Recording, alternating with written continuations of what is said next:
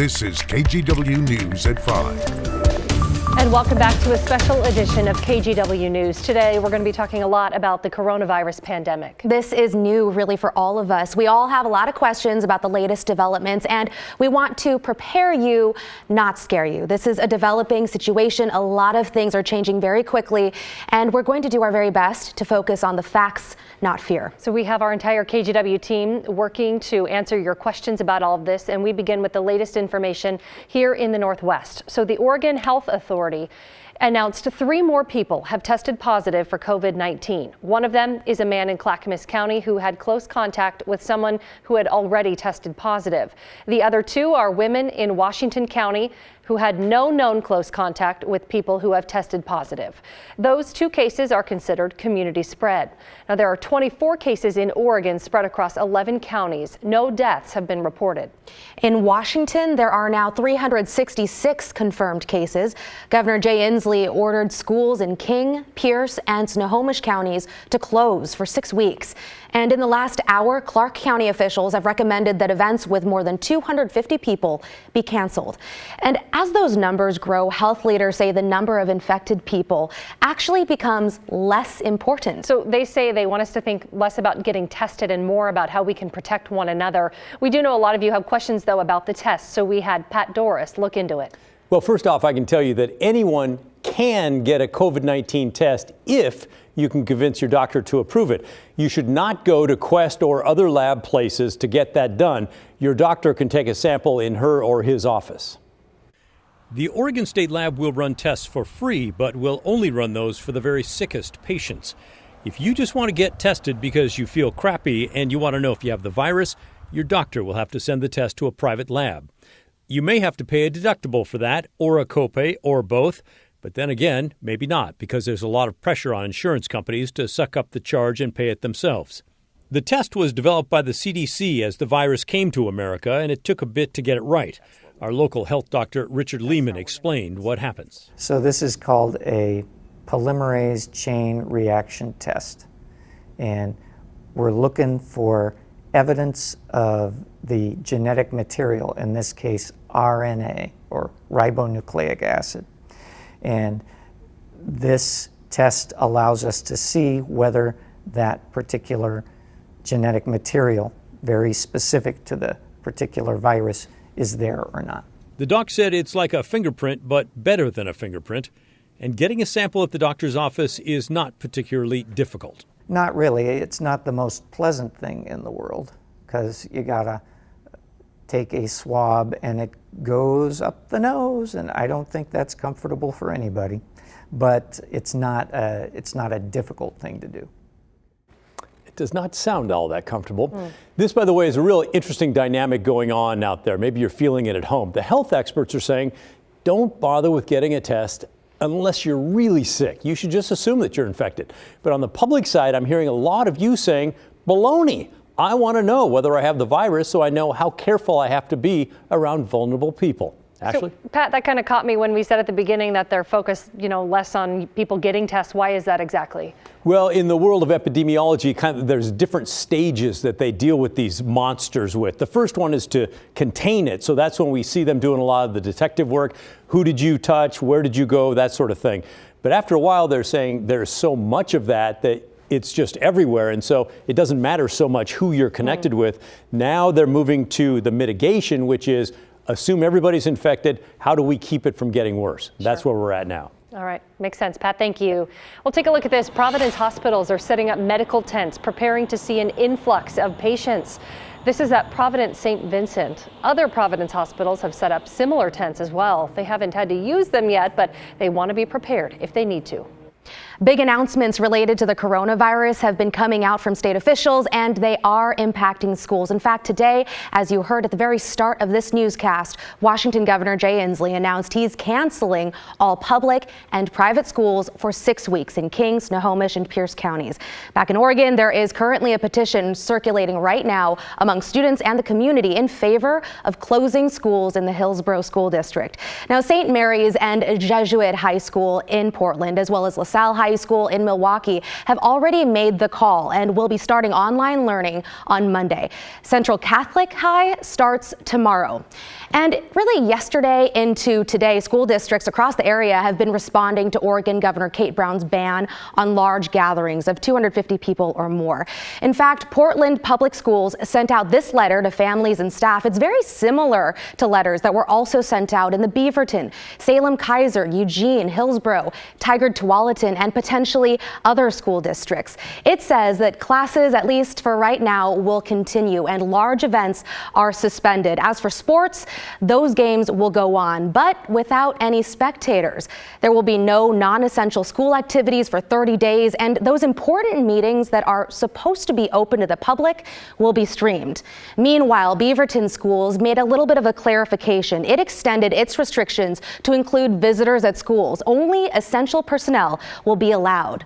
And up in the Vancouver School District, schools for now will remain open, but travel to King, Snohomish, and Pierce counties for sports or other events is postponed or canceled. This is based off Washington Governor Jay Inslee's announcement. And we actually just got an update from Evergreen Public Schools saying it also is suspending large events like basketball games and school assemblies, but practices for sports and also maybe theater can continue.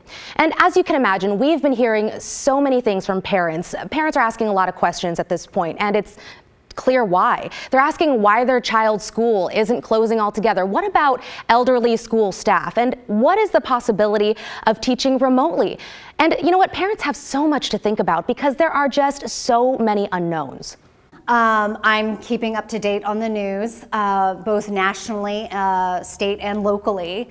But the information is coming, and it's coming fast, and it's constantly being updated. So I'm just doing my best to pay attention to it all. Yeah, and about this last question about what is the possibility of remote teaching, the complication here is that some students might not have access to a computer or the internet. Some colleges and schools are doing it already. We spoke to Oregon Connections Academy, which specializes in online learning, and the lead principal there says it seems like more people are becoming interested in online classes. Ironically, it's a lot of districts maybe coming to us and just asking us, kind of picking our brains, how could that district in particular maybe go to an online option if they need to. So if some of the bigger school districts make that call, we will let you know. Meantime, Willamette University has been added to the list of higher ed institutions making a transition to online learning. Portland State announced it'll conduct classes and exams remotely too, starting tomorrow through mid-April. And Oregon State sent us an email today saying facilities will stay open, but exams and classes will be held online if possible, starting this weekend. Well, there's a big announcement from Disneyland today. The park will close on Saturday morning through the end of the month. A Disney spokesperson said there have been no reported cases of coronavirus at Disneyland Resort. Theme parks don't fall under the governor of California's recommendation that large gatherings be canceled, but Disney says the park will follow those guidelines regardless. This is just a precaution, it says, to help slow the spread. And events all across the state are being called off here in Oregon, from state basketball playoff games to this weekend's Shamrock Run. Joe Ranieri is following some of the other cancellations we're seeing. Joe?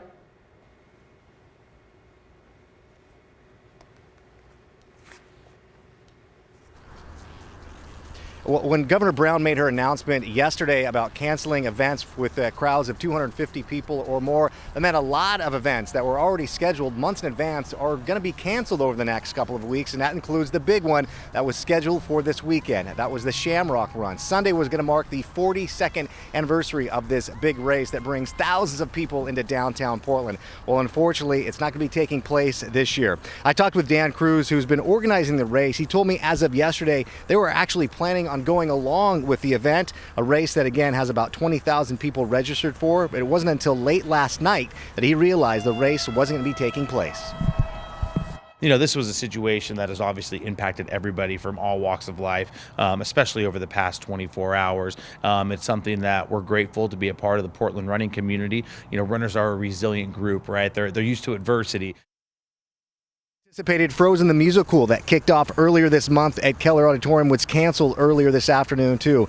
And at Moda Center, concerts have been canceled for the next 4 weeks. I did speak with the executive director of the Arlene Schnitzer Hall, who told me all events have been canceled there for the next month. That includes 75 performances that have already been scheduled. She told me they are working with some of the groups and their performers to see if they can reschedule later this year. And Joe, I know so many people look forward to the Shamrock Run. Thousands of people participate. Is there any chance it'll be rescheduled maybe later this year? You know, I asked Dan that a couple of hours ago when we were talking outside our studios, and he told me it doesn't look like it's going to happen this year, unfortunately. That's because you have to plan well in advance to get these things set up. You have to have teams to come in and get everything all ready, work with the city and state as well. And heading into the later part of the spring and the summer, there's already events planned. So he's expecting the 42nd Shamrock Run to happen in 2021. Yeah, there's so much that goes into those big races. Joe, thank you very much. And speaking of cancellations, we have a long list of all the cancellations we've learned of so far on kgw.com. We can send you a direct link to all that information if you text the word closings to the number there on your screen. That's 503-226-5111. Again, you can text the word closings to 503-226-5111. No hugs today. Lots of love, and I just want everybody to stay as safe as possible. Street Roots newspaper vendors hit Portland's streets to do a different kind of outreach. With the novel coronavirus in our community, Street Roots is trying to make sure people experiencing homelessness are safe and informed. Morgan Romero followed a couple vendors who are houseless themselves as they made their way through downtown Portland. We tagged along with Street Roots vendors as they walked around downtown Portland and passed out information cards and hand sanitizer, as well as other resources to people in the houseless community in Portland, trying to protect them as the coronavirus spreads. You know, we vendors with Street Roots, man, so we out here just trying to make sure everybody stays safe. We got some little health kits, you know, you got some ibuprofen in there, some tissues, some hand sanitizer, little nail clippers, you know, so I'm gonna give you one of those. Raven Drake sprung into action to reach people living on Portland streets or in camps. You just get out there, get the right information out to people, give them what little bit we can give them, resource guides, basic things to help them stay clean, stay healthy, and, you know, just sort of, you know, give them that comfort, let them know that they're not in this alone. In the mornings, Raven holds training at Street Roots' office for vendors, sharing the latest information with them about coronavirus from health authorities. It's just getting out here and talking to the people who are out here just like we are. Then the team hits the streets. Put the number of contacts you have. Vendors doing this outreach get paid the way they do selling papers. A few of the people that I know that's struggling out there that are unhoused human beings, they were so relieved to get this, and they just want to keep, you know, be safe. They're just overwhelmed with information right now. That's what I picked up. On the heels of Governor Brown's ban on crowds of more than 250 people, Drake says some people are panicking about where they'll get their next meal. Does that mean that they're going to stop the feeds? They're going to stop feeding us because some of those can get quite large? No, those will probably all still keep going because they don't have 250 people in there at a time. To help calm any fears, vendors pass out these cards with facts from the county about COVID-19. Misinformation just panics people, so I've calmed down a lot of people by just giving them the correct information. Like symptoms to look for, how the virus spreads, how they can avoid catching it, and when they should go to the hospital. Thank you. This is really, really important work you're doing. Morgan Romero. Hey, brother. Oh, that's my brother. This is my boy. How you doing, man? KGW News. So during a health crisis like this, you hear a lot of things. Well, we've heard from a lot of you worried about the virus spreading on surfaces like money, your phone, even your pet's fur. Jason Puckett verified all that for us. As the coronavirus keeps spreading, we're getting a lot of questions about how it spreads on surfaces. Can it spread on money, from our pets, our phones? Well, turns out the answer is yes to all of them. Our sources are the CDC, the WHO, and a few medical studies. The quick answer here is that the coronavirus can survive, at least briefly, on almost any surface. Fur, paper, metal, glass, all included. The WHO estimates it can survive for a few hours up to several days, but that depends on a lot of factors like temperature, humidity, and what kind of surface it is. They're also using past coronaviruses for comparison. In 2003, for instance, SARS was found to survive up to 96 hours on glass surfaces. That same study found SARS on paper after 36 hours and plastic and stainless steel after 72 hours. But here's the thing. The virus just being on a surface doesn't get you sick. It has to get into your respiratory system. These articles and stories are drawing our attention to specific surfaces, but the reality is we should just be aware of all surfaces. Whether it's your phone, money, a railing, or a pet, the virus spreads the same way. Someone with the virus coughs or sneezes, those droplets carry the virus wherever they land. Luckily, the prevention techniques are the same no matter the surface. Wash your hands regularly and avoid touching your face. If you take those precautions, there's no reason to be more concerned about one surface over another. With your Verify, I'm Jason Puckett.